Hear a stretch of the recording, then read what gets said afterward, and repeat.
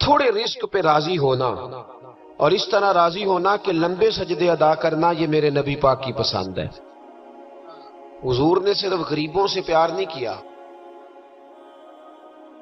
ہمیں یہ سنایا جاتا ہے اور ہم ہمیشہ یہی سنتے ہیں کہ حضور نے غریب سے بڑی محبت کی۔ نبی پاک نے صرف غریب سے پیار نہیں کیا، دراصل حضور نے غریبی سے پیار کیا ہے۔ کوئی نہیں سمجھ آئی آپ؟ حضور نے صرف غریبوں سے پیار نہیں کیا، نبی پاک نے، اس کا معنی یہ ہے کہ حضور نے غریب رہنا پسند فرمایا ہے۔ غریبوں کی طرح رہنا نبی پاک نے، سادہ مکان، ایک وقت کا کھانا اور سادی غذا، جس طرح غریب نہیں رہتے پرانے گھروں میں، کچے مکانوں میں، ٹوٹی چٹائیاں، ایک دو پیالے گھر میں، لمبے چوڑے برتن کوئی نہیں، یہ نبی پاک کی پسند ہے، یہ رسول پاک کی پسند ہے۔ اس کو محبوب جانا ہے نبی پاک صلی اللہ علیہ وسلم۔ حضور نے اس کو پسند کیا۔ حاتم طائی کی بیٹی قیدی ہو کے آئی، جب اس کے قبیلے پر، اس کے علاقے پر مسلمانوں نے حملہ کیا تو حاتم طائی کا جو بیٹا تھا عدی بن حاتم، وہ اپنی بہن سے کہنے لگا ہمیں پتہ ہے ہم مسلمانوں کا مقابلہ نہیں کر سکتے تو بھاگ جانے میں بہتری ہے، چلو بھاگ چلتے ہیں۔ تو بہن کہنے لگی بھائی تو نے بھاگنا ہے تو بھاگ جا، میں سردار کی بیٹی ہوں، میں قوم کے ساتھ جیوں گی، قوم کے ساتھ مروں گی، تو نے بھاگنا ہے تو بھاگ جا۔ عدی بھاگ گئے ڈر کے۔ یہ خاتون جو تھی ان کو گرفتار کر لیا مسلمان عورتوں نے، تو کہ یہ تلوار لے کے آئی تھی لڑنے کے لیے۔ ابن اسحاق، ابن حشام دونوں کتابوں میں روایت موجود ہے۔ یہ خاتون کہتی ہے کہ میں نے بڑے تگڑے سوال تیار کیے، کیونکہ معاذ اللہ ثم معاذ اللہ میرا خیال تھا وہ نبی نہیں، وہ بادشاہ ہیں، وہ ایک اسٹیٹ کے سربراہ ہیں، وہ حکمران ہے، میں معاذ اللہ نبی نہیں۔ میں نے بڑے تگڑے سوال تیار کیے اور میں اپنے آپ سے کہہ رہی تھی میں ایسی ایسی باتیں کروں گی مسلمانوں کے نبی سے کہ انہیں جواب نہیں آئے گا، معاذ اللہ ثم معاذ، نقل کفر، کفر نہ باشد۔ کہتی ہے میں حضور کے سامنے لائی گئی گرفتار کر کے، اور جب مجھے حضور کے سامنے کھڑا کیا گیا نا تو میرا سر ننگا تھا۔ توجہ ہے میری بات پر؟ میرا سر ننگا تھا تو میرے ذہن میں بڑے سوال تھے، میری گردن اکڑی ہوئی تھی۔ حضور نے میرا ننگا سر دیکھا تو محبوب ممبر سے اٹھے، اپنے کندھوں سے مدثر والی چادر اتاری اور حضور علیہ السلام نے حاتم طائی کی بیٹی کے سر پہ دے دی۔ بی بی کہتی ہے جب حضور کی چادر آئی تو میری اکڑی ہوئی گردن خود بخود جھک گئی نیچے کی طرف، خود بخود جھک گئی۔ سوال ابھی بھی میرے ذہن میں موجود تھے۔ اتنے میں ایک صحابی حضور کی بارگاہ میں آئے اور عرض کرنے لگے یا رسول اللہ صلی اللہ علیہ وسلم، یہ کافر کی بیٹی ہے، مشرک نجس ہوتا ہے، تو میں اپنی چادر نہ دے دوں، آپ اپنی لے لیں، کافر کی بیٹی ہے۔ تو محبوب نے اس کی طرف جلال کی نظروں سے دیکھا، فرمایا خاموش ہو جا، بیٹیاں برابر ہوتی ہیں، تیاں سانجیاں ہوندیاں، بیٹیاں، بولیے جی پکی بات ہے؟ بزرگ چپ کر جائیں، نوجوان بولے بیٹیاں، اللہ آپ کو خوش رکھے، تیاں سارے دیاں، ہاں، اگر تو کسی کے گھر گندی نظر ڈالے گا تو تیرا گھر بچ نہیں سکتا، پکی بات۔ یہ نقد و نقد سودا ہے، جس نے اپنا گھر پاک رکھنا ہے وہ دوسروں کے گھروں کا محافظ بنے، پکی بات۔ بیٹیاں خبردار خبردار، کسی کی بچی کی عزت سے کھیلنے کی کوشش نہ کر، ورنہ اللہ تبارک و تعالیٰ بڑی سخت سزا دے، بچو۔ وہ کہتی ہے جب حضور نے کہا نا بیٹیاں برابر ہوتی ہیں تو میرے اندر سے ایک آواز نکلی، میں نے کہا او حاتم طائی کی بیٹی تو غلط تھی، یہ بادشاہ نہیں ہے تو اللہ کے سچے رسول ہیں، بادشاہ تو سخت سزائیں دیتے ہیں۔ کہتے ہیں حضور میرے قریب آئے اور آ کے کہنے لگے تو سردار کی بیٹی ہے، تیرے باپ میں اچھی خصلتیں پائی جاتی تھی، بتا تیرے ساتھ کیا معاملہ کروں، کیا معاملہ، یہ حضور کی پسند ہے، کیا معاملہ کروں؟ تو کہنے لگی میں چاہتی ہوں مجھے آزاد کر دے۔ کہتی مجھے امید نہیں تھی، حضور کہیں گے ٹھہر جا، بیٹھ جا، بات کرتے ہیں، مشاورت ہوتی ہے، پھر اس کے بعد کوئی فیصلہ ہوتا ہے۔ کہا آزاد کر دو، کہتی حضور نے میرے کہنے پر فوراً ہی اگلا جملہ ہی نہیں کہا، فرمایا جا تو آزاد ہے۔ کہتی ہے میں نے ایک جملہ اور کہا، میں نے کہا میں اکیلی نہیں جاؤں گی، سارا قافلہ آزاد کرو، اب تنگی یہ داماں پہ نہ جا اور بھی کچھ مانگ۔ ہے آج وہ ماہل باتا اور بھی کچھ مانگ. کہنے لگی اکیلی نہیں جاؤں گی، سارا قافلہ سارا قبیلہ آزاد ہو. حضور نے فرمایا تو پتہ نہیں کیا سوچ رہی ہے، تو جہاں آئی ہے وہاں سے خالی جاتا ہی کوئی نہیں. سارا قافلہ. حضور نے فرمایا بھی اس کے قبیلے کو کھانا بانا کھلاؤ اور سارے ہی آزاد کر دو. واپس گھر گئی تو اپنے باپ کو، اپنے بھائی کو بلایا، بلا کے کہنے لگی بھائی وہ بادشاہ نہیں، وہ نبی ہیں. بادشاہ نہیں وہ، اب تو جن کو فقیر ہونا چاہیے تھا وہ بھی بادشاہ بن گئے. بادشاہ سلامت، بادشاہ سلامت. میں رات بورے والے میں تھا، بھائی مہربانی پیسے نہ لے کے آئیے گا باپ، اپنی اپنی جگہ پہ بیٹھے، یہ کام بالکل نہ کریں، اللہ آپ کو خوش رکھے برکت دے. میں اس کو حرام نہیں کہتا، پر یہ سٹائل نظرانے کا درست نہیں، اس سے بچا کریں، ورنہ پھر وہی بندہ چنگا لگنا جنہیں پیسے لے کے آنا ہے. دوجیاں دا دل کرنا ہے ٹوری جانتے چنگے نے، اس لیے اس چکر سے باہر نکل ہے تاکہ قوم سمجھدار ہو جائے. بالکل یہ کام نہیں کرے. سنیں اور یاد رکھیں، میں تھا وہاں دور تو دو تین بچے نا یوں ہاتھ باندھ کے کھڑے ہو گئے. اب حضور نے فرمایا کہ اس طرح کا معاملہ نہ کرو جیسے مجوسی اپنے بادشاہوں کے ساتھ کرتے تھے. میں کہ پتر بہ جو کہندے نہیں ساڈی ڈیوٹی ہے. میں کہ کیس لائیے، میں بادشاہ سلامت ہوں تو بہ جو کرسی تے آرام نال. کیا چکر چل گیا ہے، ہاتھ باندھ کے کھڑے ہونا، کونوں میں کھڑے، کیا اس کا مطلب؟ ادب آداب ہیں کرنے چاہیے، لیکن کیا لوگوں کو سزا ملی ہوئی ہے کہ وہ بیچارہ جو غریب آدمی ادب آداب صرف اس کی ذمہ داری ہے؟ ماڑا آیا تو پیر صاحب نے ادب پہ لگا دیا، اور تگڑا آیا تو خود ادب کرنا شروع کر دیا. یہ کس قسم کا تماشا ہے؟ کہ کوئی طریقہ نہیں. ادب آداب ہونے چاہیے، لیکن غریبوں کو سزا، انہیں سزا نہ دو اگر بیچارے آ گئے ہیں تمہارے آستانہ عالیہ. بہرحال عام دام برسر مطلب کہنے لگی میں دیکھ کے آئی ہوں جو بادشاہ نہیں نبی ہے. تو ادھی کہنے لگا میں عورتوں کی باتوں پہ یقین نہیں کرتا، میں خود جا کے دیکھوں گا. میں نے کہا غریبی میرے نبی کی پسند ہے. حضور نے اللہ سے غریبی مانگ کے لی ہے، کہا یا اللہ مجھے زیادہ پیسے نہ دینا، ایک وقت کی روٹی دینا. اور حضور فرماتے رب نے اختیار دیا ہے، اگر میں چاہوں تو خود پہاڑ سونے کا بن جائے اور میرے ساتھ چلا کرے، پر میں نے اللہ سے زیادہ دولت مانگی. او بھائی دولت بڑی پیاری ہوتی تو سب سے زیادہ میرے نبی کی تجوریوں میں ہوتی. حضور نے دولت بانٹی ضرور ہے، لیکن حضور نے اس سے پیار، یاد رکھے ہم تو پاگل ہو گئے پیسوں کے پیچھے بھاگ بھاگ. جو سڑک پہ ادھر جا رہا ہے وہ پیسے دینے جا رہا ہے، جو ادھر جا رہا ہے وہ لینے جا رہا ہے. پیسے کا ہی چکر ہے سارا، پیسے کا ہی چکر ہے. پیسے.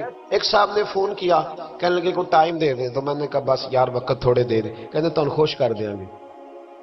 میں کہ مثلا تو کی کرے گا؟ کہتے جننے پیسے کہو گے لب جائیں گے. تو میں نے کہا یار ہر ایک کو بکاؤ مال نہ سمجھا کر، ہمارا بہت زیادہ ریٹ ہے تو دے ہی نہیں سکتا. کہنے لگے کون دے سکتا ہے؟ میں نے کہا دنیا میں کوئی بھی نہیں دے سکتا، ہمارا ریٹ ذرا زیادہ ہے. ہم نے اگر ریٹ مانگنا ہوا تو قیامت کے دن غوث اعظم جیلانی سے جا کے مانگیں گے، یا ان سے مانگیں گے جن کے نام کی دہائی دیتے رہے ہیں. تعریف مصطفیٰ کی کرے اور نتیجہ ہم دنیا داروں سے مانگیں، انہی سے لیں گے نتیجہ جن کے قصیدے ساری زندگی گائے. ہاں تو اس لیے چکر سے باہر. عام دام برسر مطلب ادھی کہتے ہیں کہ میں خود جاؤں گا پھر جا کے دیکھوں گا. ادھی مدینے آئے دیکھنے، اور جب بندہ کسی کو دیکھنے آتا ہے تو تنقیدی نظر سے آتا ہے. کہتے ہیں میں مسجد نبی میں پہنچا تو کچی زمین پر، کچی زمین پر غلاموں کے ساتھ، ادھر دیکھو یہ بھی تو حضور کی سنت ہے نا جی. حضرت ابو ہریرہ صحیح سند کی حدیث بخاری میں فرماتے ہیں حضور کے ساتھ ایک سفر میں تھا، نبی پاک علیہ السلام نے فرمایا کھانا نہ پکا لے. حضور پکا لے. فرمایا تو گوشت لے آ، تو اس طرح کر، مسالہ جات تیار کر لے، تو فلاں چیز کر لے. آخر میں حضور فرمانے لگے میں لکڑیاں کٹھی کر کے لاتا ہوں. جی اللہ کرے پیرانو حدیث زبانی یاد ہو جائے، آمین تے آکھیا جے. جی میں لکڑیاں کٹھی کر کے لاتا ہوں. لکڑیاں. عرض کی یا رسول اللہ ہم کر دیں گے. تو محبوب نے فرمایا سارے کٹھے نہیں جا رہے، کوئی عرض نہیں میں بھی لے آؤں گا. تو فرماتے حضور اٹھے اور لکڑیاں کٹھی کر کے لائے. جب مسجد نبوی شریف بن رہی تھی تو جناب ابو ہریرہ فرماتے ہیں میں 3 اینٹیں اٹھا کے لا رہا تھا، اللہ کے رسول 7 اینٹیں اٹھا کے لا رہے تھے. 7 اینٹیں. چودھری صاحب آپ روز آ کے کہہ دیتے ہیں قاری صاحب مسجد دی صفائی نہیں ہوئی، تو نہیں کر سکتا مسجد دی صفائی؟ کیا سمجھتا ہے تو اپنے آپ؟ صدر بننے کا کیا مطلب ہوتا ہے کہ بندہ روب ڈالنے لگے؟ دنیا میں جو سب سے زیادہ عزت والا اور بڑا ہوتا ہے وہ وہی ہوتا ہے جو اللہ کے گھر میں جھاڑو دیا کرتا ہے۔ کیا لوگوں نے معیار بنا لیا ہے؟ یہ معیار ہے؟ جو قوم کا بڑا ہوتا ہے وہ قوم کا خادم ہوتا ہے۔ عدی کہتے ہیں میں مدینے آیا تو میں نے نبی پاک علیہ السلام کو غلاموں کے ساتھ کچی زمین پہ بیٹھے دیکھا، اور غلام بھی کون؟ ایک طرف حضرت بلال حبشی بیٹھے اور دوسری جانب حضرت عمار بن یاسر بیٹھے۔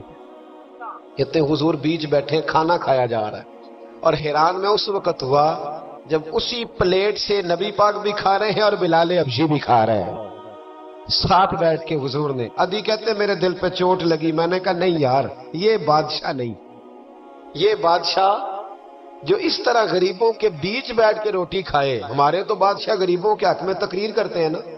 ویسے ان سے پوچھو کہ اس گاؤں سے ڈنگے کا کرایہ کتنا ہے، اور پھر ڈنگے سے لالے موسے کا کتنا ہے، ان کو کوئی پتہ نہیں۔ ان چودھریوں کو بچوں میں کھڑے کر کے پوچھو کبھی چنے کی دال کا بھاؤ کیا ہے، کدی آندھی ہو تو پتا ہوگا نا۔ ان کو کیا پتا؟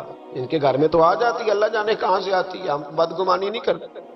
لیکن حضور ایک پلیٹ میں کھانا کھا رہے۔ عدی کہتا میں سمجھ گیا یہ بادشاہ نہیں۔ پھر میرے دل میں شیطان نے وسوسہ ڈالا، میں نے کہا مسجد کچیا ہو سکتا ہے، مکان بڑا پکا ہو، بنگلہ بڑا عالی شان ہو۔ حضور کی عادت مبارکہ تھی جب کوئی مہمان آتا تھا تو یا مسجد میں اصحاب صفہ کے ساتھ رکھتے تھے یا کسی صحابی کو دے دیتے تھے، وہ اپنے گھر لے جاتے تھے۔ عدی کہتے ہیں میں نے جب سلام کلام کیا نا، دل میں خیال تھا کہ گھر بڑا عالی شان ہوگا، تو محبوب فرمانے لگے میرے دل میں خیال ہے، دیکھیے میرے نبی کو اللہ نے کتنا علم غیب عطا فرمایا ہے۔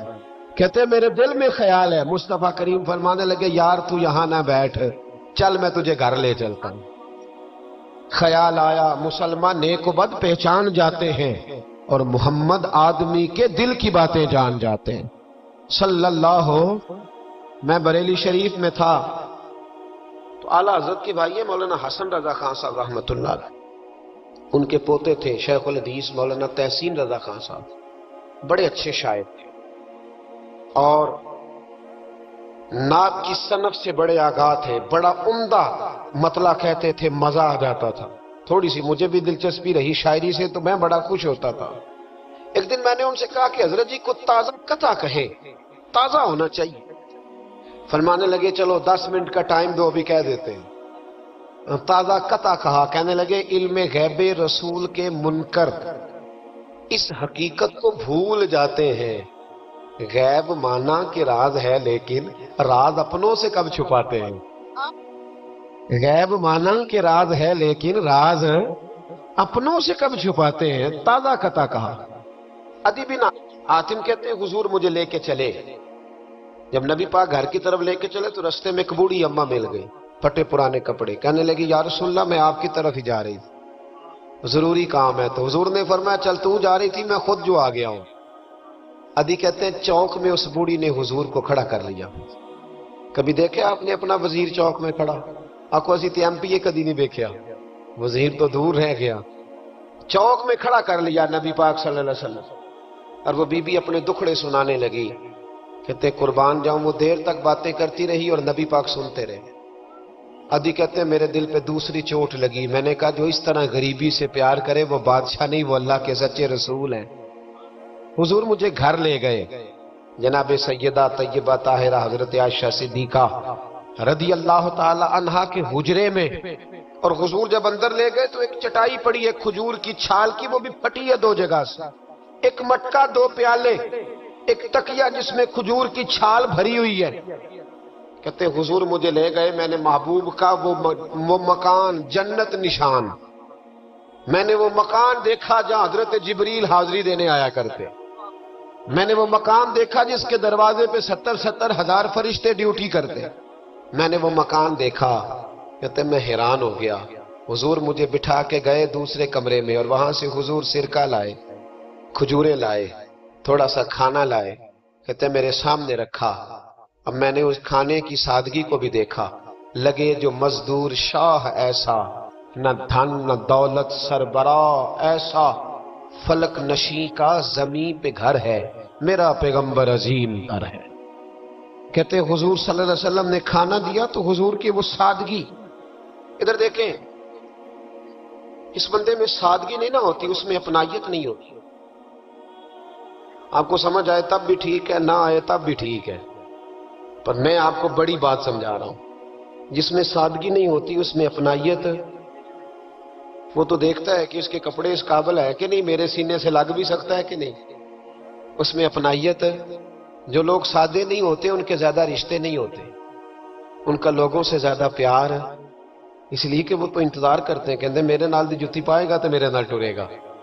جو سادے ہوتے نا، سادے جو لوگ غریب پرور ہوتے، ان کے رشتے بڑے پیار، بڑا محبتیں بڑی، زمانہ ان سے بڑا وابستہ ہو جاتا ہے، اس لیے کہ وہ لوگوں کے قریب آ جاتا ہے، وہ نیچے اتر کر لوگوں سے ملتے گلتے، وہ یہ نہیں دیکھتے میرا قد کتنا بڑا ہے، وہ یہ دیکھتے ہیں یار سامنے والے کا پیار مجھ سے کتنا ہے۔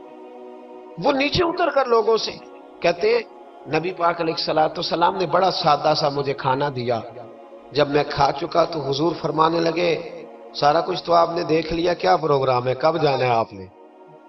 دیکھ لیا سارا کچھ، اگلا پروگرام بنائے۔ تو ادھی کہتے میں دور بیٹھا تھا، میں اٹھ کے قریب آ گیا، میں نے کہا محبوبہ اب کہاں جانا ہے، مجھے کلمہ پڑھائے، میں مسلمان ہونا چاہتا ہوں۔ یہ غریبی حضور کی پسند ہے، تھوڑے پہ گزارا کرنا سیکھو۔ پتہ ہے دنیا میں سب سے زیادہ سکھی کون بندہ ہے؟ وہ بندہ سکھی ہے جسے اللہ نے جو دیا ہے نا وہ اس پہ راضی ہو گیا ہے، وہ بندہ بڑا سکھی ہے۔ جو دائیں بھی دیکھتا ہے بائیں بھی دیکھتا ہے، کسی کی کار دیکھتا ہے، کسی کی ہیوی بائک دیکھتا ہے، وہ ٹینشن میں رہتا ہے۔ سکھی رہنا چاہتے ہو تو جو اللہ نے دیا اس یہ حضور کی پسند ہے۔ دوسری بات، معاف کرنا میرے نبی کو بڑا ہی پسند ہے۔ کیا کرنا؟ بول کے بتائیں، بول۔ نبی پاک کو بڑا، آپ بھی معاف کر دیتے ہیں نا جی؟ ہمارے ہاں معافی نہیں ہوتی، صلح ہو جاتی ہے۔ چودھری صاحب پریشر پایا صلح کر لو، کہنے چلو ان چودھری جی کیویں موڑیے، صلح کر لینے، پھر جدو قابو آئے گا دیکھی جائے گی۔ تو یہ معافی نہیں ہوتی، یہ کیا ہوتا ہے؟ آپ جب کسی کو معاف کرتے ہیں تو آپ کا قد اونچا ہوتا ہے۔ ایک پتے کی بات لکھی ہے میرے اعلیٰ حضرت نے، اسے پلے سے باندھ لو۔ اعلیٰ حضرت فرماتے ہیں بدلہ لینے والا پریشان رہتا ہے اور معاف کرنے والے کو اللہ سکون عطا فرما دیتا ہے۔ معاف کرنے والے کو اللہ، اگر سکون چاہتے ہو تو معاف کرنا سیکھو، درگزر کرو۔ درگزر حضور کی پسند ہے، نبی پاک معاف کرنے کو بڑا پسند کرتے۔ لمبی چوڑی بات دل میں بسا کے رکھنا، بغض پالنا، کسی کے خلاف پلاننگ کرنا، یہ حضور کو پسند۔ نبی پاک ایک جنگ سے واپس آ رہے تھے، تلوار مبارک ہاتھ میں تھی، تو ایک جگہ حضور کا آرام کرنے کو دل چاہا۔ اللہ کے محبوب صلی اللہ علیہ وسلم نے اپنی تلوار درخت سے لٹکائی، حضور آرام کرنے لگے، باقی صحابہ دور دور آرام کر رہے تھے۔ غورس بن حارث نام کا ایک شخص تھا، بخاری میں موجود ہے، کافر تھا۔ اس نے حضور کو آرام کرتے دیکھا، حالانکہ نبی پاک فرماتے ہیں میری آنکھیں بند ہوتی ہیں، دل میرا جاگتا رہتا ہے۔ اس نے دیکھا حضور علیہ السلام کی تلوار لٹک رہی ہے تو آ کے تلوار اتاری۔ جب تلوار اتاری تو حضور کی آنکھ کھلی، کوئی بے چینی نہیں، اللہ کے حبیب اطمینان سے آرام کر رہے۔ کہنے لگا اے محمد ابن عبداللہ، سب کہیے صلی اللہ علیہ وسلم، اے محمد ابن عبداللہ صلی اللہ علیہ وسلم، اب آپ کو مجھ سے کون بچائے گا؟ کون بچائے گا؟ میرے محبوب کا توکل دیکھ کے، بھروسہ دیکھ کے، یقین دیکھ کے حضور اٹھ کے بیٹھ گئے، دستار مبارک کو سیدھا کیا، فرمانے لگے مجھے میرا رب بچائے گا، مجھے میرا رب بچائے گا۔ جب آپ کی زبان سے یہ لفظ نکلے تو وہ کانپنے لگ گیا، کافر کانپا، اس کے ہاتھوں سے تلوار گر گئی۔ اللہ کے محبوب نے اٹھ کے تلوار پکڑ لی، فرمانے لگے مجھے تو میرے رب نے بچا لیا ہے، وہ تو بتا تجھے کون بچائے گا؟ مجھے میرے رب نے۔ اچھا اب یہ بتائیں آپ کہ ہمارے قابو بندہ آ جائے جو اس طرح حملہ کرنے آئے تو ہم کیا حال کرتے ہیں؟ بولے یہاں تو بعد میں پتہ چلتا ہے کہ بیچارہ چور نہیں تھا، لیکن لوگوں نے مار مار کے مار ڈالا، بعد میں پتہ لگتا ہے۔ غور کرنا، غور، ان روایتوں کو صرف سن کے نہ گزر جایا کرو، اس کا پس منظر سمجھیے۔ بندہ قتل کرنے آیا ہے، اب اس کی تلوار قابو آئی، حضور نے فرمایا تیرے ساتھ کیا کروں، مجھے تو اللہ نے بچا لیا۔ اس نے گردن جھکائی، مطلب یہ تھا کہ جو دل کرے کرے، تو محبوب علیہ السلام مسکرائے، فرمانے لگے جا میں نے تجھے معاف کیا۔ چلو انجی دعا کر لو، اسی چھوٹے بھرا نو ہی معاف کرنا سکھ جائیے۔ چلو کوئی ساس سورا نو ہی معافی دے چڑے، کوئی نو ہی ساس سورے نو معاف کر چڑے، کہیں تو معافی ملے، کہیں تو جان چھوٹ جائے۔ کوئی کسی کو معاف کرے، خامن بیوی کو کر دے، چلو بیوی شاید بھی بڑی دکھی ہیں، اب تو ہر بیوی دکھی ہے اللہ ماشاءاللہ، وہی کہیں معافی دے دے۔ خدا را معاف کرنا سیکھو۔ اتنا بغض اندر بھرا ہے، سالوں بیت گئے، رشتہ دار ایک دوسرے سے مل نہیں رہے، معافی نہیں دے رہے۔ فرمایا جا تجھے معاف کیا۔ وہ شخص جانے لگا تو اگلے لفظ قاضی ایاز مالکی نے شفا شریف میں لکھے، جب جانے لگا تو حضور نے آواز دی، واپس آیا۔ محبوب فرمانے لگے یار تو اتنی دور سے چل کے آیا ہے، میرا طریقہ نہیں مہمان کو خالی بھیجنے کا، لیکن اب یہاں سفر میں میں تجھے کیا دوں، تو اس طرح کر، یہ تلوار میری تحفے میں لے جا، کر کے دکھا نا تو بھی ایسے، تو حضور کی غلامی کا دعویٰ نہیں کرتا۔ یہاں تو پوری پوری ملت کا نقصان ہو گیا، پر دیندار کہلانے والوں نے ایک دوسرے کو معاف نہیں کیا۔ یہاں تو نظریے اور جماعتیں داؤں پہ لگ گئیں، لیکن دیندار کہلانے والے ایک دوسرے کو معاف نہ کر سکے۔ اللہ جانے وہ کیا ایسی باتیں تھی جو رہ گئی سینوں میں، بستیوں کے کہیں پر ہم معاف نہ کر سکے، چند باتیں نہ دلوں سے نکال پائے، ایک نظریے کے لوگ ایک جگہ اکٹھے بیٹھنے کے قابل نہ رہے، جا تلوار لے جا۔ وہ شخص کہتا ہے 2 منٹ میں تلوار لے کے آگے بڑھا، پر میرے اندر سے آواز آئی، اور یار جس کا اتنا بڑا حوصلہ ہو، جو اتنا معاف کرنا جانے، وہ بھی کبھی جھوٹا ہو سکتا ہے؟ تو میں تلوار لے کے قتل کرنے آیا تھا، تحفہ لے کے جا رہا تھا، واپس آیا، میں نے کہا محبوبہ ساری دنیا جھوٹ بولتی ہے، جو معاف کرنے کی ادا تیری ہے وہ بتاتی ہے کہ تو اللہ کا سچا رسول ہے۔ کلمہ پڑھ گئے وہ شخص، معافی نہیں کرتے، درگزر والا کھاتا ہی کوئی نہیں۔ ایک صاحب کہنے لگے جی باقی تو ساری باتیں اچھی ہیں، فلاں مولوی صاحب کی ایک عادت نہیں مجھے پسند، تو میں کہا چل ایک دی معافی بھی دے چھڑی دیے، ایک نہ پسند ہوئے تو ایک دی، لیکن تو 99 نہیں ویکھیاں تو ایک ویکھ لی جڑی نا پسند سی، ایک دی تو چلو معافی ملنی چاہیے، انسان ہے۔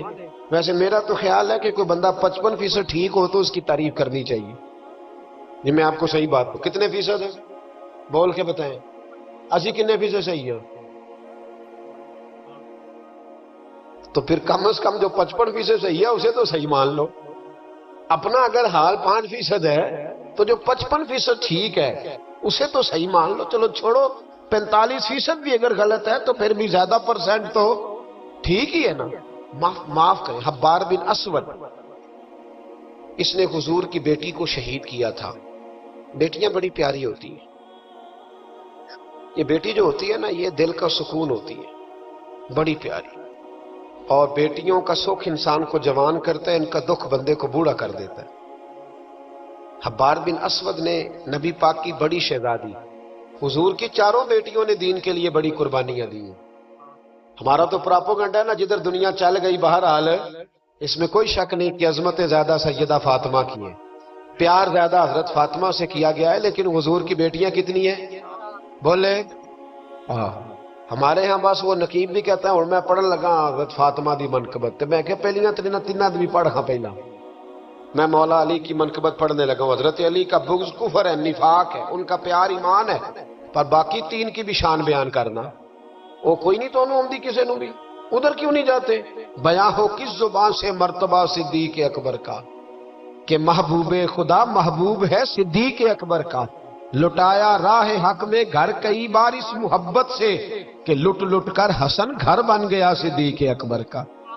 کیوں نہیں آتا؟ بڑی بیٹی تھی سیدہ زینب، بڑی شہزادی، مکے سے مدینے آ رہی تھی، گھوڑے پہ بیٹھی تھی، پیٹ میں بچہ تھا۔ حبار بن اسود نے گھوڑے کو کچھ چیز لگا دی، چبھو دی، گھوڑا تیز دوڑا، میرے محبوب کی بڑی شہزادی گھوڑے سے گری، پیٹ میں بچہ تھا، تکلیف ہوئی، کتنے مہینے بیمار رہی، حمل بھی ضائع ہوا، اور سیدہ زینب وصال بھی کر گئی۔ جب ان کا انتقال ہوا تو روایت حضرت ابو ہریرہ کی موجود ہے، فرماتے میں نے حضور کی ساری داڑھی کو آنسوؤں سے بھرے ہوئے دیکھا۔ محبوب پریشان ہوئے ان کے وصال، دکھ ہوا حضور۔ وہ قاتل حبار بن اسود فتح مکہ کے موقع پر چہرے پر نقاب پہن کے آ گیا، اور حضور کے سامنے کھڑے ہو کے کہنے لگا یا رسول اللہ کو بہت بڑا دشمن بھی آئے تو معاف کر دیتے ہو، بہت بڑا دشمن بھی؟ میرے نبی پاک نے فرمایا حبار چہرے سے کپڑا ہٹا، بیٹیاں بھولا نہیں کرتی، پر تو کلمہ پڑھ، میں تجھے بھی معاف کرنے کو تیار ہوں۔ تیرا حوصلہ کدھر ہے؟ تو درگزر ہی نہیں کرتا، تو سڑک پہ لڑ رہا ہے، چوک پہ لڑ رہا ہے۔ آخری بات سنیں، حضور نے غریبی کو پسند کیا، معاف کرنے کو بڑا پسند کیا، اور نبی پاک صلی اللہ تعالی علیہ وآلہ وسلم نے صلح کرانے کو بڑا پسند فرمایا۔ کیا کرانے کو؟ جی، فرمایا اگر صلح کرانے کے لیے تمہیں بظاہر خلاف واقعہ بات بھی کہنی پڑے، یعنی لگے کہ جھوٹ بولنا پڑ رہا ہے، تو میرے نبی نے اجازت دی، پھر بھی صلح کرا دو۔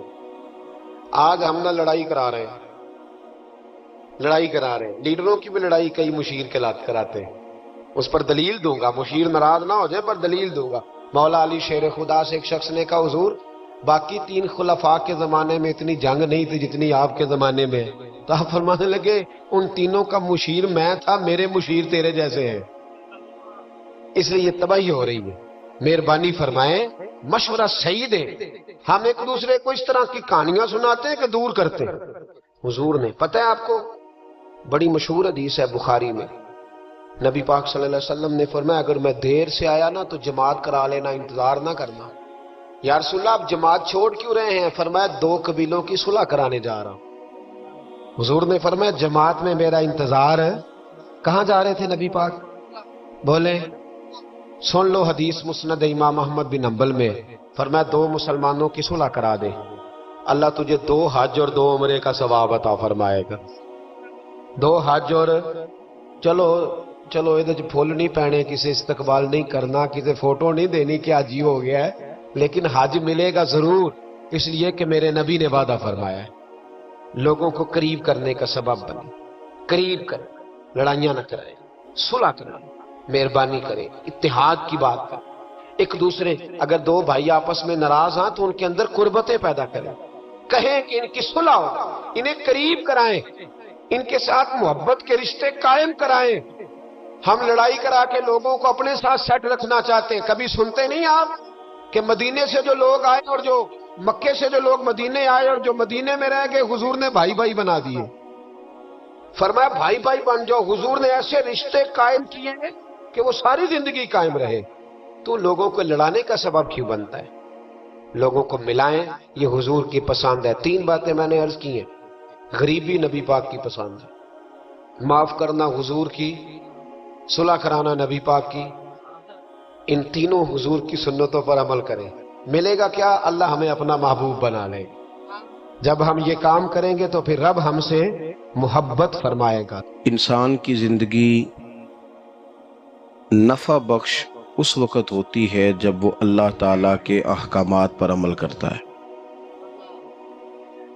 خوبصورت آدمی، پڑھا لکھا آدمی، سمجھدار آدمی، زمیندار آدمی، جائیداد والا، وہ کامیاب اس وقت ہوتا ہے جب وہ اللہ رسول کی بارگاہ میں مقبول ہوتا ہے جل شانہ وصلی اللہ تعالی علیہ وسلم۔ اپنا اپنا معیار ہر انسان نے بنایا ہوتا ہے کامیابی کا۔ کچھ لوگوں کا خیال یہ ہوتا ہے کہ بچے میرے پڑھ گئے، اپنی اپنی جگہ پہ سیٹ ہو گئے، میں اب بڑے سکون میں۔ کچھ کی رائے یہ ہوتی ہے کہ میں نے سب بچے بچیوں کا بیاہ کر دیا ہے، گھر میرا بن گیا ہے، اب میں بڑے آرام میں ہوں، قرار میں ہوں، سکون میں ہوں۔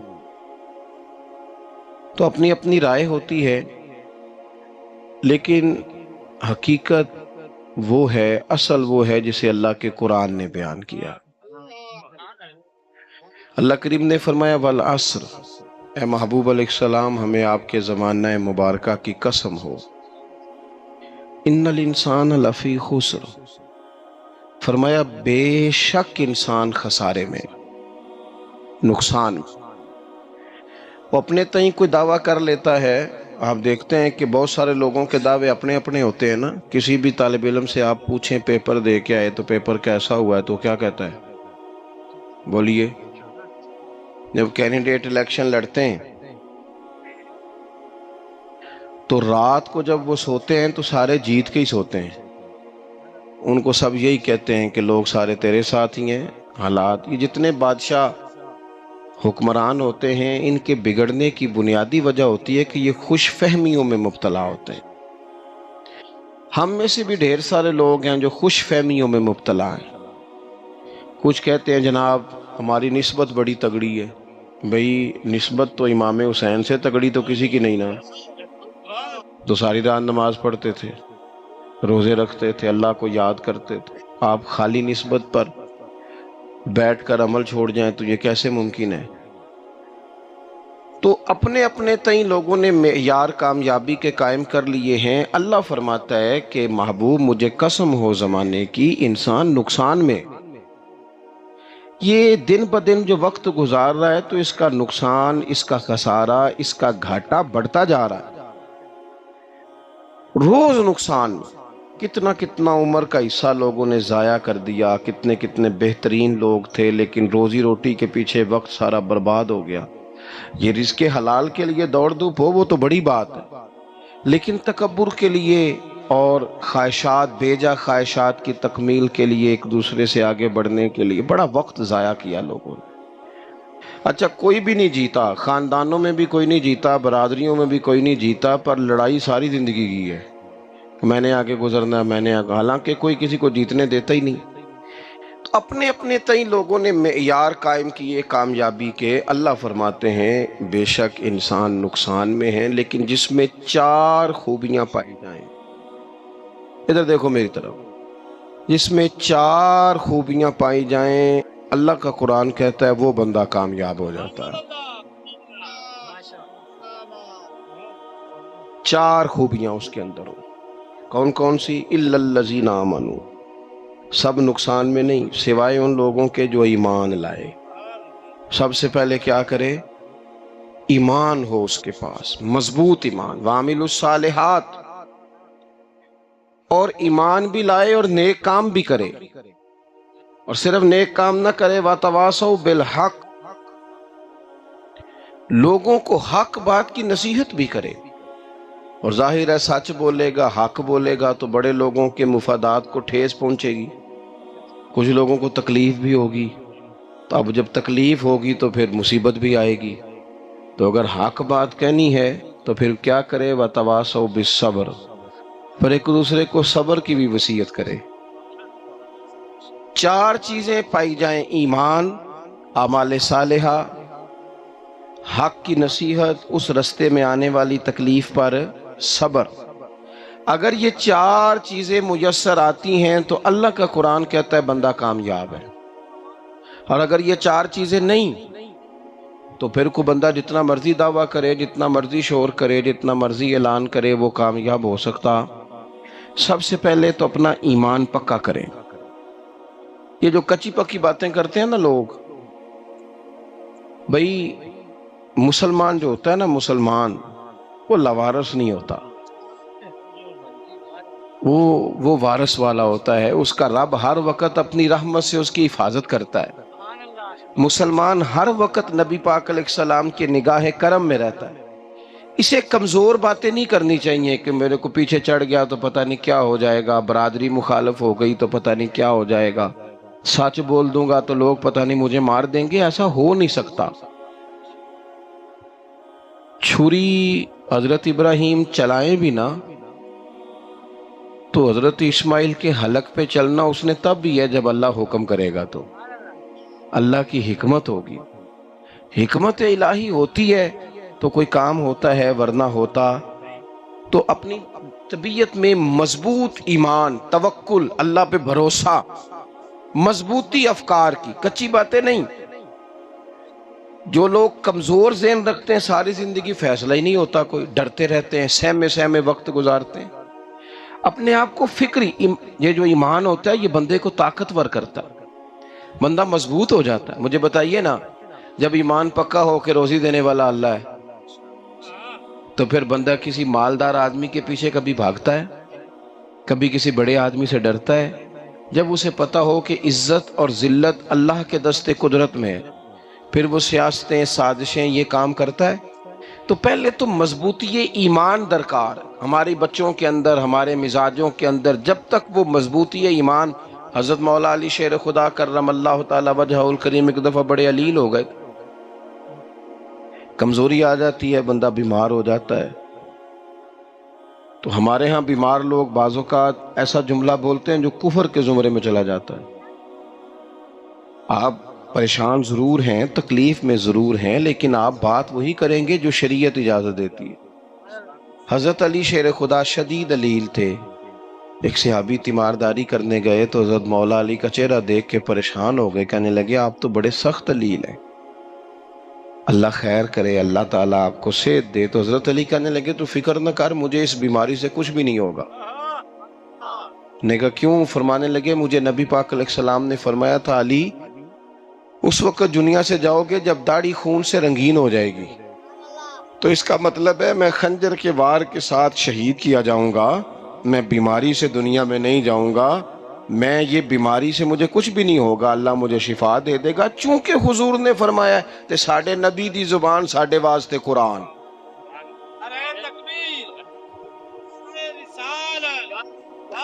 تو سب سے پہلے تو اپنے ایمان کے اندر، توکل کے اندر مضبوطی پیدا کریں. مسلمان دیکھو نا، نماز پڑھنے سے روزی میں برکت ہوتی ہے کہ نہیں؟ ویسے جو چوپ ہے ان کی بھی ہوتی ہے کہ نہیں؟ نماز پڑھنے سے روزی میں برکت ہے. تو پھر اس کا مطلب یہ ہے کہ جب ٹائم آئے نا نماز کا تو گاہک جتنے مرضی کھڑے ہوں پھر دکان بند کرنی چاہیے، پھر نماز پڑھنی چاہیے، کیونکہ روزی تو اللہ نے دینی ہے، گاہکوں نے تو دینی. تو سب سے پہلے ضروری ہے مضبوطی ایمان.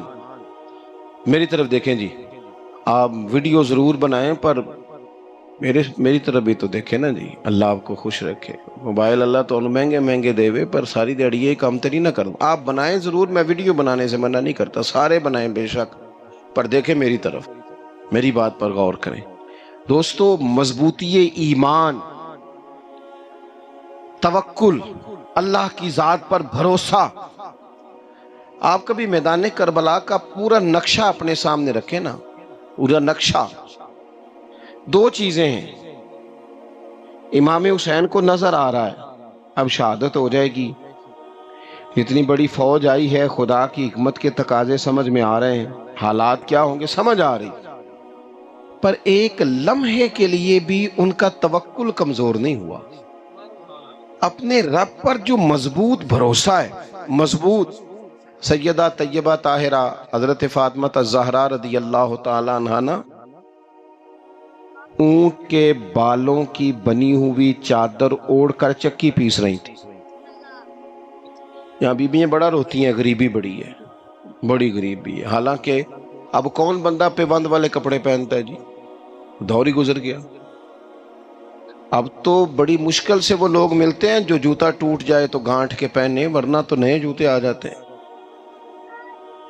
حضرت سیدہ پاک اونٹ کے بالوں کی بنی ہوئی چادر اوڑھ کے چکی پیس رہی تھی.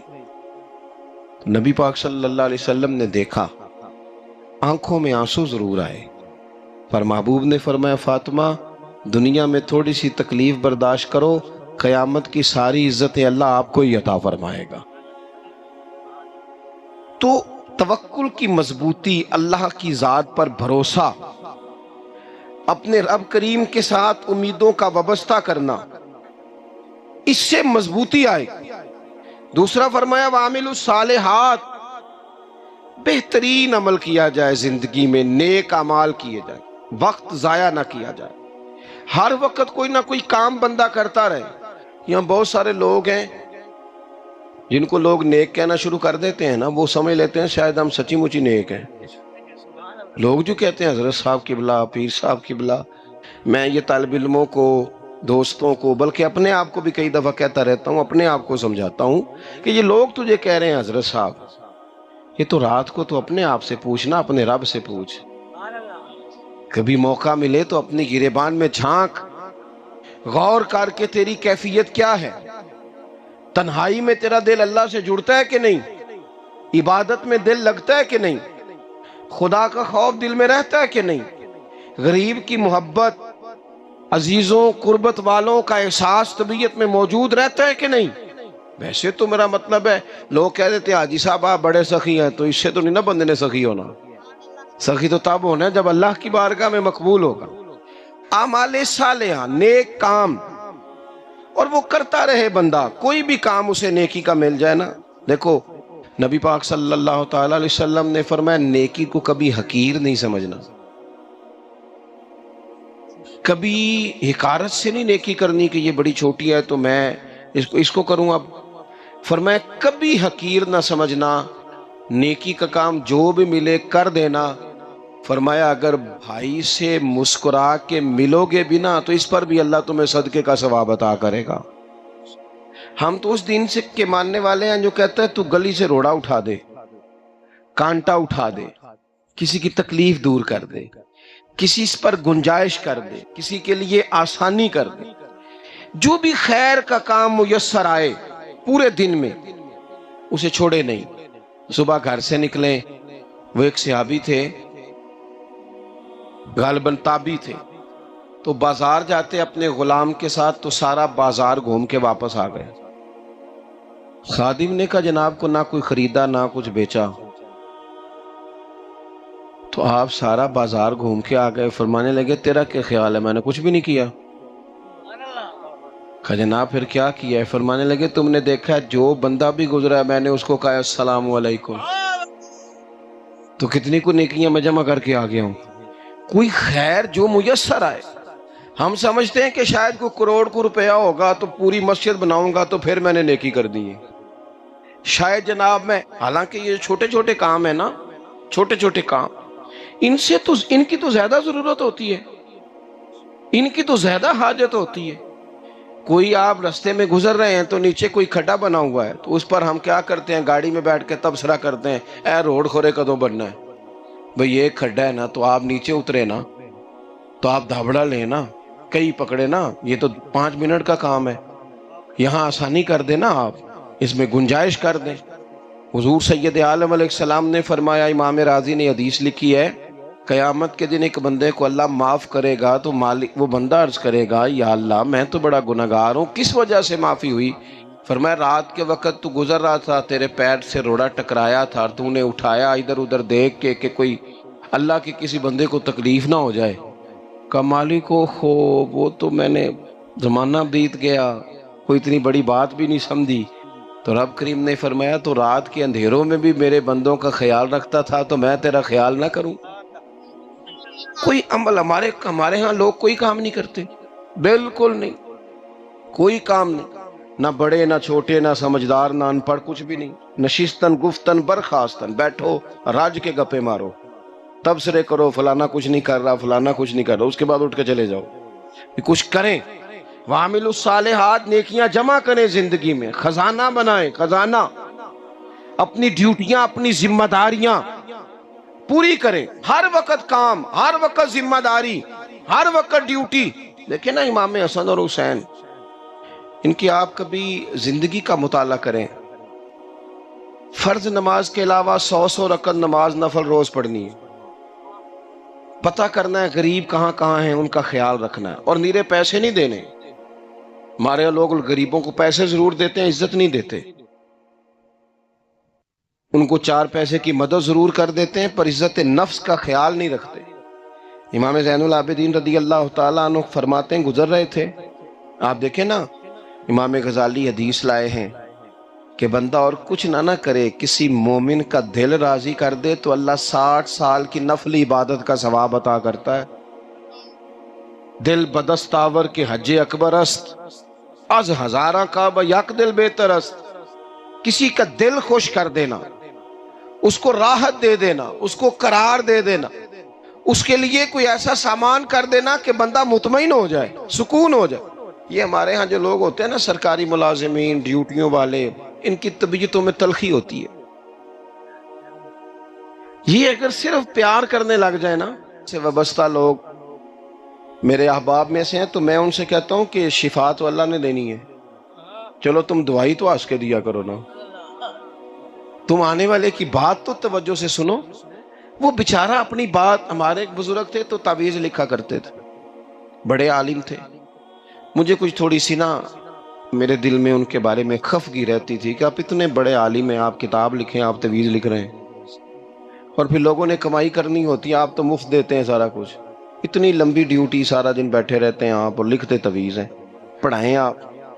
मैंने एक दिन उनसे गुजारिश की, मैंने कहा शेख आप बड़े आदमी, जिन लोगों को अल्लाह ने रसूख फिल इल्म अता फरमाया होता है उनमें से आप, अल्लाह ने आपको पुख्तगी दी है, इल्म में शौरी आलिम में, आप सारा दिन तावीज़। फरमाने लगे यार मैं तावीज़ नहीं लिखता, असल मसला ये है कि जो तावीज़ लेने आता है वो अपना सारा दुख सुनाता है, तो मैं तावीज़ नहीं लिखता, मैं ना बस लोगों के कलेजे ठंडे करता हूँ। मैं किसी का, अब तो बच्चों के पास टाइम ही नहीं, वो तो अब्बा का दुख नहीं सुनते, बिल्कुल नहीं। वो तो ढूंढते हैं कोई कोना मिले तो जाके मोबाइल देखे, वो तो बैठते ही नहीं। अम्मा कह रही होती है कि पुत्र को 10 मिनट मेरे पास भी बैठा कर, लेकिन पुत्र मसरूफ बड़ा है, वीडियो चढ़ानी है उसने, टिकटॉक बनाना है उसने नई तस्वीर चढ़ानी है। हम उलझ गए। ये चीज़ें इंसान को नफसियाती तौर पर कमज़ोर कर देती हैं। जो लोग ज़्यादा ये काम करते हैं उनके हाफ़ज़े कमज़ोर हो जाते हैं, वो उलझ जाते हैं, उन्हें पता नहीं होता रात मैंने क्या कहा था, सुबह मैं क्या कह रहा हूँ। हर वक्त नहीं, ज़रूरत के वक्त, हर टाइम नहीं, मखसूस औकात में। हज़रत इमाम ज़ैनुल आबिदीन रज़ी अल्लाह ताला अन्हु फरमाने लगे, हम गुजर रहे थे, इमाम हुसैन साथ थे,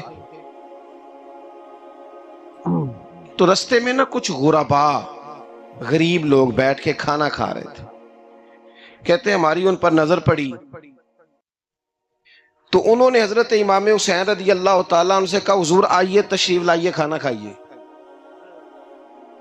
वो जरूरी नहीं होता आपको सबका खाना पसंद ही आए, टेस्ट अपने अपने होते हैं, ये जरूरी तो नहीं। खाना पसंद ना भी आए तो दिल तो फिर भी राजी रखना चाहिए ना। कुर्बान जाएं, नबी पाक ने किस तरह हमारी तरबियत की। हज़रत आयशा सिद्दीक़ा रज़ी अल्लाह ताला अन्हा फरमाती हैं, करीम महबूब का मैंने ये तरीका देखा कि अगर खाना ना पसंद होता तो छोड़ देते, पर कभी उसमें से नुक्स ना निकालते, ऐब जो ही ना करते। गर्मी के मौसम में खड़ी है बेचारी खातून, और कितनी मुशक्कत से उसने खाना बनाया, और कितनी गर्मी सही है चूल्हे के सामने, लेकिन साहब वो खाना रखा है तो वो कहते हैं ये तू की पकाया है, वो खाने वाली चीज है भाई, इस तरह करना, अब जो अगली हंडी है वो तू पका, आ ना तू खड़ा हो। ये पता चले ये काम कितनी मुशक्कत का है। जिंदगी में कुछ थोड़ा सा दूसरों का ख्याल रखना, ये भी तो दीन का हिस्सा है ना। आप अपनी जिंदगी में हमेशा अपने लिए सोचें, किसी और का सोचे ही ना, तो मेरे अजीज याद रखेंगे आप, इमाम ज़ैनुल आबिदीन कहते हैं नबी पाक सल्लल्लाहु ताला अलैहि वसल्लम ने ना हजरत इमाम अली मकाम की, इमाम हसन और हुसैन की इस तरह से कुछ तरबियत फरमाई थी कि गरीब परवरी उनके अंदर रच बस गई, मिजाज बन गया। वो गुरबा बैठे थे, दस्तरखान बिछाए सड़क के किनारे, तो इमाम हुसैन गुजरे तो उन्होंने आवाज दी, इमाम साहब रोक गए, कहने लगे हुजूर थोड़ी रोटी नहीं खा लेते हमारे साथ। तो इमाम साहब आ गए, नीचे बैठ गए गरीबों के साथ। कोई जुर्रत करे ना, चलो चलो अमीरों ने तो गरीबों के साथ बैठने की जुर्रत नहीं करनी, कोई पीर ही बैठ जाए गरीबों के साथ, वही मेहरबानी कर दे कि मैं पीर साहब हूँ, किबला हूँ, तो मैं ही चलो लंगर खा लूँ मुरीदों के साथ बैठ के। हमारी तो महफिलों में भी ना जी, नात खानों का, मौलवियों का, दूसरों का खाना और होता है, और गरीब आदमी को शापर में चावल डाल के देते हैं और साथ उसे कहते हैं ये लंगर शरीफ है। भाई अगर ये शरीफ है, तबर्रक है, तो ये पीर साहब नो नहीं सी लंगदा, अड़ता है गले में लंगर उनको।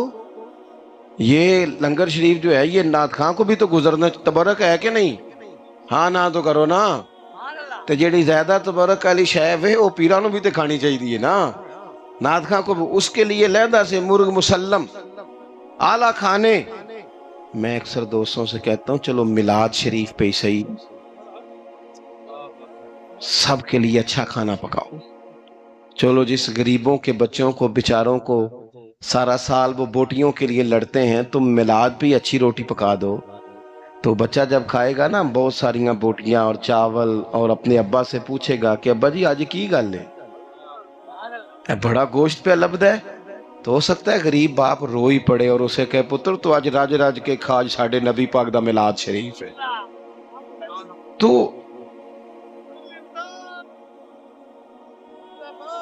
تو امام حسین رضی اللہ تعالیٰ عنہ نا آ کے غریبوں کے بیچ بیٹھ گئے زمین پہ،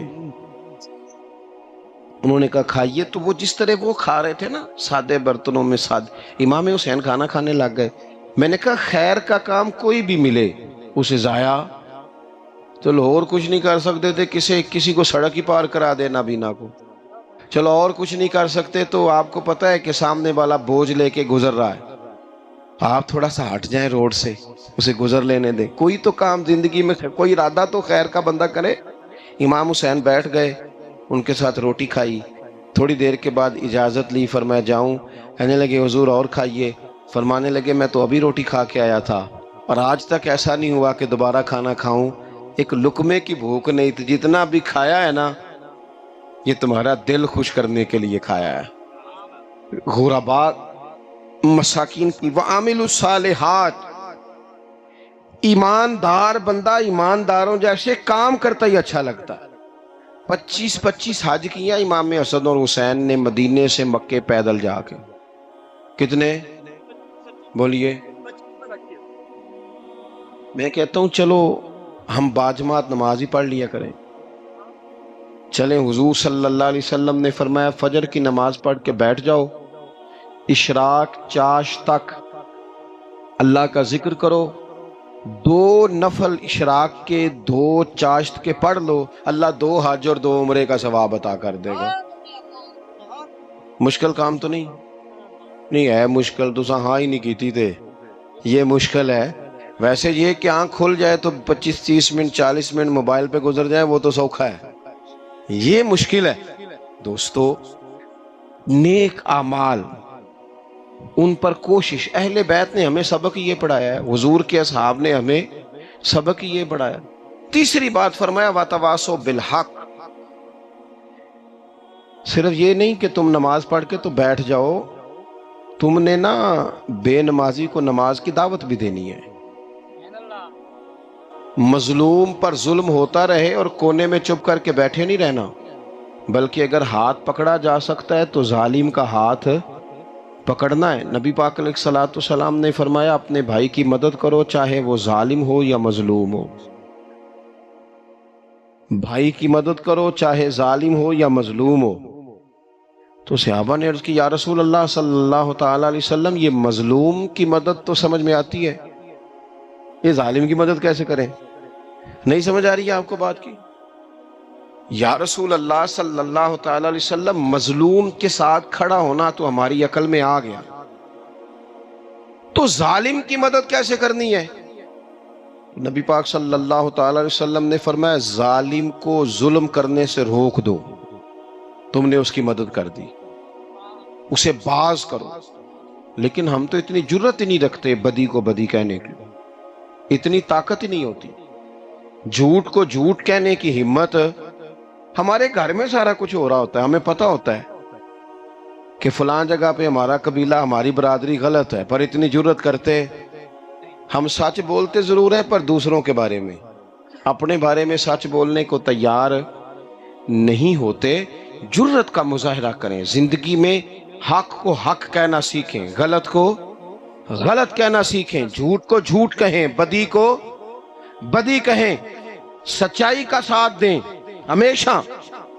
ہم نے جب تک دیکھو نا ظلم ہوتا رہے، زیادتی ہوتی رہے، اپنا دروازہ اندر سے بند کر لو، پتر باہر نہ جانا، کیوں جی باہر اس پہ ظلم ہو رہا ہے، ان کے گھر آگ لگی ہے، کوئی ہمارے گھر تو نہیں نہ لگی۔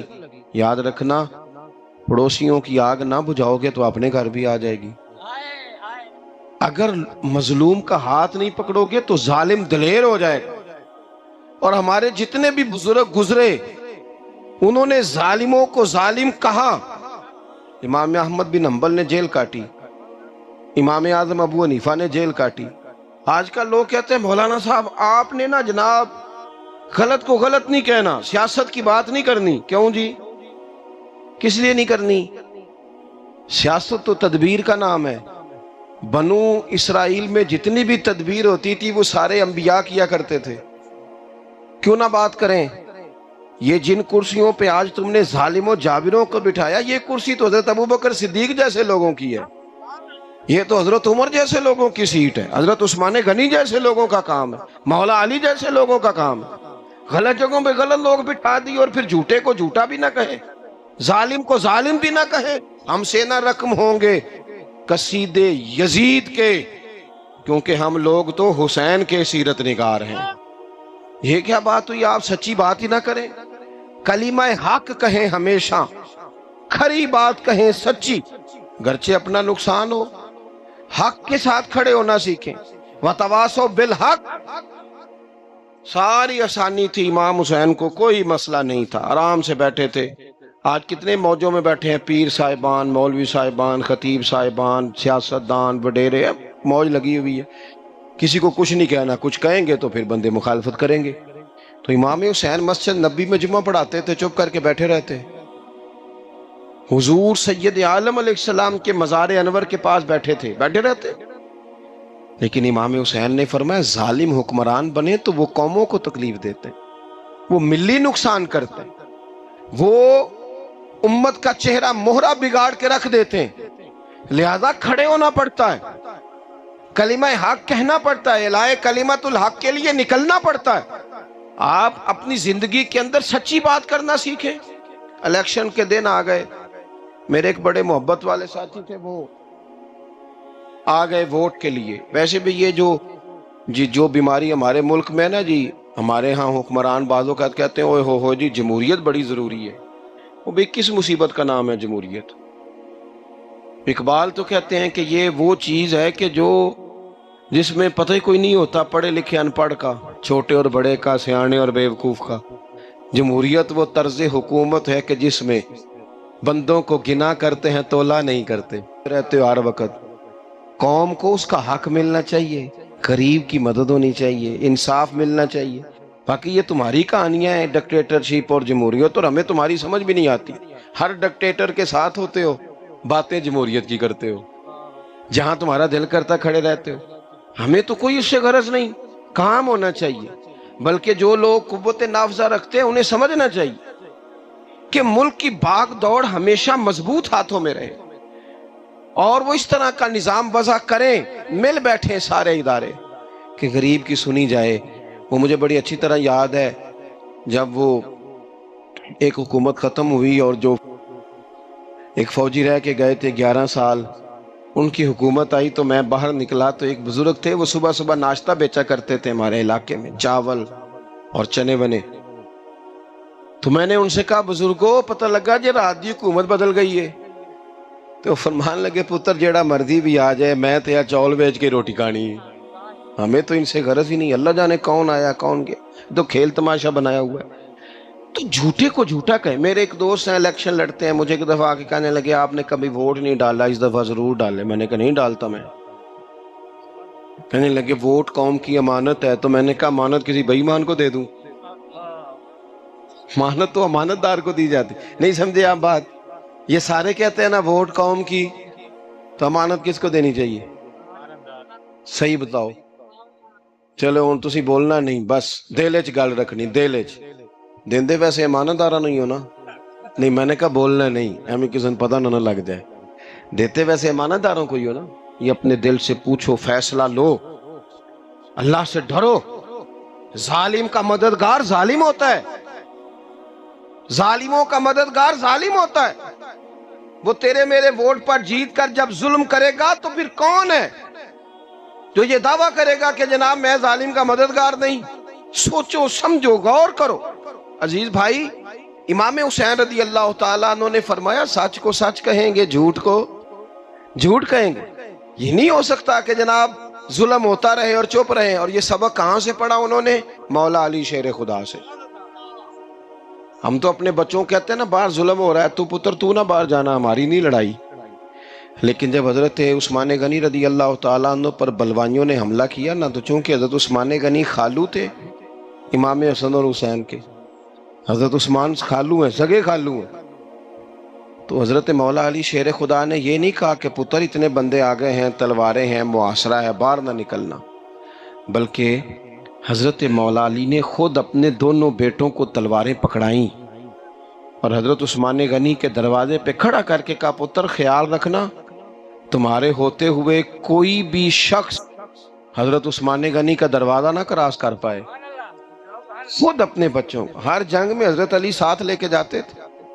ہم تو بچوں کو دلیری سکھاتے ہی نہیں، بزدل، اور کچھ ہمیں بابے مل گئے، وہ کہندے ہیں منڈے نو سایا ہے، میں کہ بابے نو آپ سایا ہے، انہوں بھی کرو دم کراؤ، اس کو نظری سایہ آتا ہے۔ کیسے نادانوں سے پالا پڑ گیا۔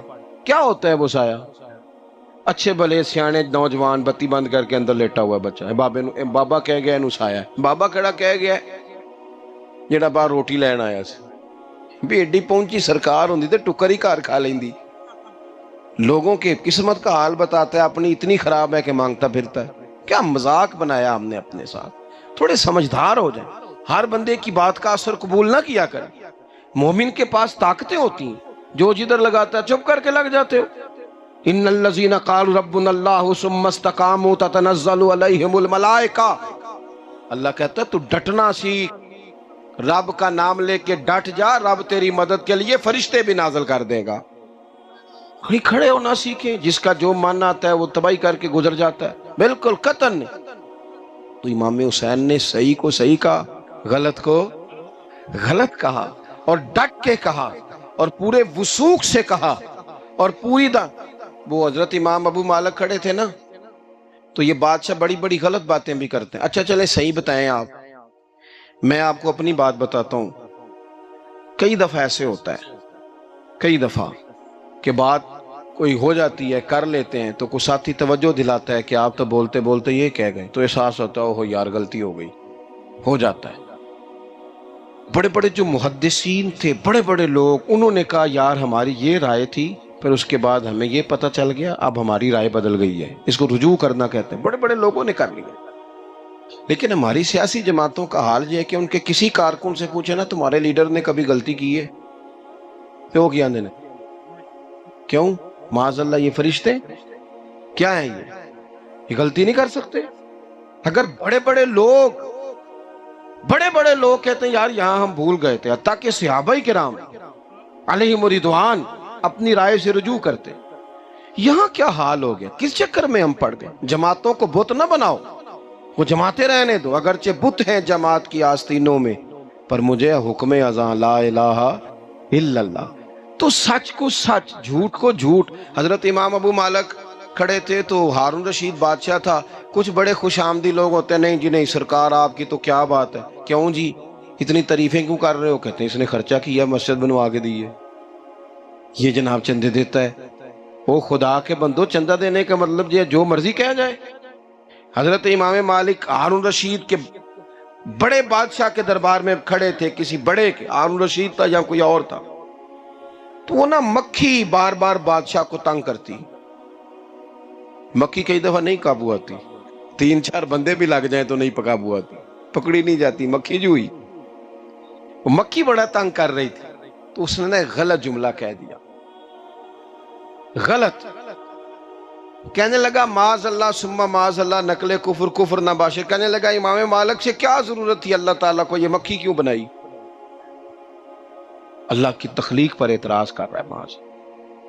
اب خوش آمدی کو بندہ ہوتا تو کہتا جی وہ مسئلہ یہ ہے جی، وہ اصل بات یہ ہے جی، آپ بیٹھیں جی، ٹھنڈے دماغ سے سمجھاتا ہوں۔ لیکن وہ نشے میں چور ہے نا، تخت پہ بیٹھا ہے، سخت بات کر دی کہ کیوں بنائی مکھی؟ تو امام صاحب اٹھ کے کھڑے ہو گئے، ہاتھ میں چھڑی پکڑی تھی، زور سے زمین پہ ماری، فرمانے لگے یہ مکھی نا اللہ نے تیرے جیسے لوگوں کا غرور توڑنے کے لیے بنائی ہے کہ سنبھالی تو تم سے مکھی بھی نہیں جاتی تو دعوے بڑے کرتے ہو، یہ تیرے جیسے بندوں کا غرور توڑنے کو بنائی ہے۔ چپ کر گیا، کہنے لگا حضور غلطی ہو گئی تھی، آئندہ نہیں کروں گا۔ تو آپ جب جھوٹ کو جھوٹ کہتے ہیں اور سچ کو سچ کہتے ہیں، حق کی تعریف کرتے ہیں، باطل کو بیان کرتے ہیں، پھر لوگ مخالفت کرتے ہیں۔ اب جب لوگ مخالفت کریں گے پھر تکلیف آئے گی۔ تکلیفیں بڑی سونی ہوتی ہیں، جب تکلیف آئے تو رب کہتا وَتَوَاصَوْا بِالصَّبْرِ، اب ایک دوسرے کو صبر کی نصیحت کرو۔ یہ جب دکھ آتے ہیں نا، دکھ بندے کو نرم کر دیتے ہیں، بیماری نفسانی خواہشات کو ختم کر دیتے ہیں۔ بیمار بندہ، اس کا کسی غلطی کی طرف دھیان ہی نہیں جاتا، وہ پورا جڑ جاتا ہے اپنے رب سے، اس کے اندر سے نفسانی خواہشات ختم ہو جاتی ہیں۔ جب آپ دکھی ہوتے ہیں نا، پھر کوئی سجدے کا مزہ آتا ہے، پھر کوئی دعا میں لطف آتا ہے، پھر کوئی رب سے دل لگانے میں مزہ آتا ہے، پھر دل کرتا ہے کہ کوئی بندہ موجود نہ ہو، میں اکیلا ہوں مسجد میں، رج کے یاد کروں اپنے مالک کو۔ جب آپ صبر کرتے ہیں، قرآن پاک میں نا کم و بیش کوئی 99 کے قریب، 90 سے زیادہ مرتبہ صبر کا ذکر ہے، اور محدثین نے تصریح کی ہے کہ کوئی 500 کے لگ بھگ حدیث پاک میں صبر کا ذکر ہے، حوصلے سے، صبر سے۔ وَتَوَاصَوْا بِالصَّبْرِ، صبر بندہ کر کے دکھائے، اس کے اندر حوصلہ ہو، دلیری ہو۔ ہم نہ جلد باز ہو جاتے ہیں، بعض بزرگ بھی ناراض نہ ہوں تو وہ بھی بڑے جلد باز، فٹافٹ کام ہونا چاہیے، بعض بچے بھی، بعض جناب سیانے لوگ، بڑی جلدی ہے۔ بندے نے روزہ رکھا ہوا نا گرمیوں کا، عصر کے وقت اگر وہ بڑا سوڑا پڑ جائے نا تو روزہ پھر کھل جاتا ہے۔ بولیے، بڑی جلدی ہے جی، بڑی ٹینشن ہے جی، بڑا لگ رہا ہے، تو کھل جائے گا یہ کہنے سے؟ اس نے کب کھلنا ہے؟ بولیے، آپ کو تکلیف ہو گئی، آپ کو خدا نہ خواستہ ڈاکٹر نے کہا چھوٹا سا آپریٹ کرنا ہے آپ کا، شام کو ٹھیک ہو جائیں گے جی؟ تو جلدی بڑی ہے، درد بڑی ہو رہی، جلدی کریں ڈاکٹر صاحب۔ تو ڈاکٹر کہتا ہے پہلے خون ٹیسٹ کرا، پھر بلڈ پریشر اپنا چیک کرا، پھر شوگر چیک کرا، پرسوں رپورٹ آئے گی، پھر شام کو لے کے آنا، پھر ٹائم دوں گا، پھر ٹائم دے گا، پھر آپریٹ کرے گا، پھر دوائیاں لکھے گا، پھر آپ کو آرام کا مشورہ دے گا، پھر 2-3 ماہ لگیں گے، پھر طبیعت پوری طرح۔ تو کرنا کیا پڑے گا؟ صبر۔ کیا کرنا پڑے گا؟ صبر۔ صبر زندگی میں ضروری ہے، اگر صبر نہیں تو پھر کوئی کام بھی۔ اپنے مزاج میں حوصلہ لائیں، حلم ہو، بردباری ہو، صبر ہو، تحمل ہو۔ امام علی مقام رضی اللہ تعالیٰ عنہ کو آپ دیکھ لیں، میدان کربلا پورا پڑھ لیں، آپ پوری تاریخ روایات کھنگال کے دیکھ لیں، سامنے تلواریں تھیں یزید کے لشکر کے پاس، امام کے پاس حوصلہ تھا۔ وہاں ظلم و جبر ہو رہا تھا، یہاں حوصلہ، حلم، بردباری، اعلیٰ ظرفی، کرم۔ دوستو، جب صبر اور تلواریں آپس میں ٹکرائی نا، صبر اور تلواریں، تو تلواریں ہار گئیں، صبر جیت گیا۔ صبر ہمیشہ جیت جایا کرتا ہے۔ بعض اوقات تھوڑا ٹائم لگ جاتا ہے، تھوڑا سا وقت، کچھ چیزوں کی لوگوں کو فوراً سمجھ نہیں آتی، ٹائم گزرنے کے وہ کافی دیر کے بعد احساس ہوتا ہے، اوہو وہ تو ٹھیک تھا، احساس۔ لیکن آپ زندگی میں تھوڑا تحمل، تھوڑی بردباری، آپ یقین کریں، ہم جب لڑائیاں کرتے ہیں نا، کسی سے بحث کرتے ہیں، کچھ ایسی باتیں کر جاتے ہیں کہ بعد میں ہمیں احساس ہوتا ہے یار زیادہ سخت بات ہو گئی، مانتے نہیں، لیکن بعضوں کا خیال ہوتا ہے یار اوہو یہ نہیں کہنا چاہیے تھا، لیکن وہ بات غصے میں نکل جاتی ہے، صبر ہوتا نہیں، پھر وہ خرابی ہوتی ہے۔ اپنی زندگی میں صبر، یہ تھوڑی بہت جو تکلیفیں آتی ہیں نا، میں گیا ہوا تھا سندھ کے سفر پر، تو موٹر وے سے، سکھر سے موٹر وے لاہور آتا ہے، اب سفر آسان ہو گیا ہے، تو میں نے اپنے ڈرائیور سے کہا لو میاں اب سہولت ہو گئی تمہیں، اب تو سارا موٹر وے لاہور تک آسان ہو گیا۔ مجھے کہنے لگا نہیں حضرت صاحب یہ مشکل ہے۔ میں نے کہا جی کیوں؟ کہنے لگے نیند آنے لگ جاتی ہے۔ بالکل سیدھی سڑک ہے نا، اگر کوئی سپیڈ بریکر ہو، کوئی رکشے والا بھی آئے، کوئی ریڑی والا چاچا ناراض بھی ہو کہ ویک کے نہیں چلائی جاندی، تو بندہ تھوڑا جاگتا رہتا ہے، تھوڑا نا وہ۔ تو زندگی میں جو رکاوٹیں آتی ہیں نا، یہ تو بندے کو جگانے کے لیے آتی۔ ان مع العسر یسرا، ان مع العسر یسرا۔ ایک دفعہ اگر مشکل آئے تو اللہ 2 آسانیاں دیتا ہے، ہم نہ گھبرا جاتے ہیں۔ یہ دکھ تو بڑے پیارے ہوتے ہیں، یہ تو بڑے نفع بخش ہوتے ہیں، یہ تو فائدہ کرتے ہیں بندے کا۔ تکلیفیں جیسے جیسے زندگی میں آتی ہیں بندہ پالش ہوتا جاتا ہے۔ جیسے جیسے میں اکثر دوستوں سے کہتا ہوں کبھی مشکل آ جائے اور کوئی بندہ ساتھ نہ بندے کے چلے، نہ رشتہ دار چلے، نہ دوست چلے، نہ گلی محلہ کوئی ساتھ نہ چلے، تو ہم شکوے کرتے ہیں، حالانکہ شکوے نہیں کرنے چاہیے۔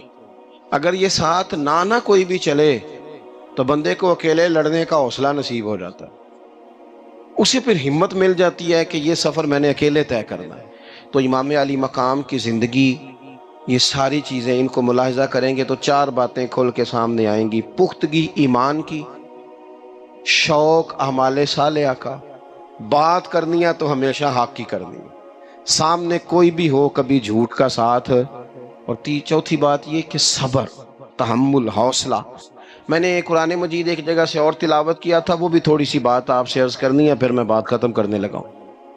یہ جو حضور کے صحابہ اور اہل بیت ہیں نا، ان کا آپس میں بڑا گہرا رشتہ ہے، بڑا خوب پیار ہے ان کا۔ کچھ لوگوں کی نا دکان تب چلتی ہے جب وہ ان کا اختلاف ثابت کریں، دکانیں تب چلتی ہیں، چونکہ نبی پاک صلی اللہ علیہ وسلم نے فرمایا شیطان مایوس ہو گیا ہے، اب وہ لوگوں سے بت پرستی نہیں کرا سکے گا لیکن تمہیں لڑائے گا۔ ظالم ہے کہ صحابہ اور اہل بیت کو لڑا دیتے۔ خدا کے بندو، تمہیں پتہ ہی نہیں تم کن کی بات کر رہے ہو، پہلے اپنی حیثیت دیکھو، یہ لوگ کتنی شانوں والے ہیں، تم کن کا تذکرہ کر رہے ہو؟ ان کے تو نام لیتے وقت کئی دفعہ ڈر آتا ہے کہ زبانیں بھی اس قابل ہیں کہ نہیں۔ قرآن مجید نے کہا محمد الرسول اللہ، محمد صلی اللہ علیہ وسلم اللہ کے رسول ہیں، والذین معہ، اور جو ان کے ساتھ ہیں۔ یہ قرآن پاک کے 2 جملے ہمیشہ یاد رکھیں، تاریخ رکھیں سنبھال کے لوگ اپنے پاس۔ قرآن پاک نے 2 باتیں کی، فرمایا اشداء علی الکفار، یہ جو حضور کے ساتھ ہیں یہ کافروں پر سخت ہیں، رحماء بینہم، آپس میں بڑے مہربان ہیں۔ تو جب اللہ کہتا ہے آپس میں مہربان ہے، نہیں سمجھ آئی بات کی آپ؟ اللہ کہتا ہے کہ آپس میں بولیے، تو پھر اللہ کی بات ماننی ہے یا کسی لڑانے والے کی بات ماننی؟ اللہ کہتا ہے یہ آپس میں۔ باقی ہے رائے کا اختلاف، تو باپ بیٹے کا بھی ہو جاتا ہے، ہوتا ہے کہ نہیں؟ ابا کہتا ہے یہ کام کر لیں، پتر کہتا ہے۔ حضور صحابہ سے مشورہ لیتے تھے، کئی دفعہ نبی پاک نے صحابہ کی رائے پہ عمل کیا، تو صحابہ میں بہت سارے معاملات اجتہادی ہوئے لیکن ان میں عداوت نہیں تھی، ذاتی رنجشیں نہیں تھیں، بغض نہیں تھا، ان کے دل ایک دوسرے کے حق میں نرم تھے۔ لہٰذا شرارت جلدی قبول کرتا ہے بندے کا دماغ، شرارتیں نہ قبول کریں، کوشش کریں کہ جو ان لوگوں کی تعریف کتاب و سنت میں ہمارے سامنے آتی ہے ہم صرف اسی تعریف پر عمل کریں۔ ایک بات صرف سن لیں اور میں اپنی بات کو سمیٹوں، آپ کو لطف آئے گا۔ تمام صحابہ حضور کے گرد بیٹھے تھے، اور جہاں سب لوگ بیٹھے تھے وہاں جگہ ذرا کم تھی۔ حضرت سیدنا ابو بکر صدیق رضی اللہ تعالیٰ عنہ بالکل حضور کے ساتھ بیٹھے تھے، وہ آج بھی بالکل ہی حضور کے ساتھ ہیں۔ کیا مقدر ہیں صدیق و فاروق کے، جن کے گھر رحمتوں کے خزینے میں بالکل ساتھ بیٹھے تھے۔ اچانک حضرت مولا علی شیر خدا آ گئے، کوئی سے ابھی بھی اٹھ کر جگہ دے دیتا اور سارے دینا بھی چاہ رہے تھے، لیکن حضرت مولا علی جیسے ہی آئے نا، سب سے پہلے حضرت صدیق اکبر اٹھے اور بازو تھام کے آگے جا کے بڑھ کے مولا علی کا بازو تھام کے حضور کے قریب لا کے بٹھایا، خود ذرا سائیڈ پہ ہو کے بیٹھ گئے۔ اب یہ حضور کے سامنے سارا کچھ ہو رہا ہے تو بولنا کس نے تھا؟ کسی کو جرت ہی نہیں ہوتی تھی محبوب کے سامنے کوئی تبصرہ کرے، کوئی کر ہی نہیں سکتا، کسی کو جرت ہی نہیں تھی، کوئی نہ بولا، خود رسول کریم بولے، اور حضور فرمانے لگ گیا دیکھا تم نے میرے ابو بکر نے کیا کیا ہے؟ اور پھر حضور نے جو جملے کہے وہ یاد رکھنے والے ہیں، شیخ اسماعیل حقی نے اس کو لکھا ہے، نبی کریم فرمانے لگے عزت والا ہی کسی کو عزت دیا کرتا ہے، فضل والے لوگ ہی دوسرے کا فضل سمجھا کرتے ہیں۔ تو یہ تو صاحب عزت لوگ تھے، یہ تو ایک دوسرے کو عزتیں دیتے تھے۔ تم کون ہو جو عزتیں اتار رہے ہو؟ تم کون ہو جو اس طرح کا لہجہ اختیار کیے ہوئے ہو؟ تو ان لوگوں کا آپس میں گہرا تعلق، رب، پیار، محبتیں، خلوص، وارفتگیاں، تو کبھی بھی کسی ایسے شخص کے چکر میں نہ آئیں جو ہمیں ان لوگوں سے لڑانے کی صحیح کرے۔ اللہ تعالیٰ کی بارگاہ میں دعا کرتا ہوں جو میں نے کہا ہے اللہ اسے قبول فرمائے۔ جہاں بھول گئے ہیں اللہ درگزر کرے۔ آخر دعوانا ان الحمدللہ۔